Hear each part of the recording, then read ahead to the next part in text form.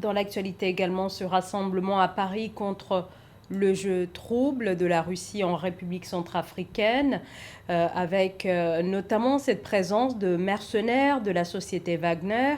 L'ONU a récemment exprimé ses inquiétudes quant au rôle joué par ces paramilitaires russes dont la présence s'est accrue à Bangui ces derniers mois. Ils ont participé aux côtés des forces armées centrafricaines à la contre-offensive contre la coalition des Patriotes pour le changement. Certains de ces agents russes sont accusés de plusieurs exactions, d'où cette manifestation en France qui a réuni une partie de la diaspora centrafricaine. Écoutez notre éditorialiste Jean-François Akanji-Kombe.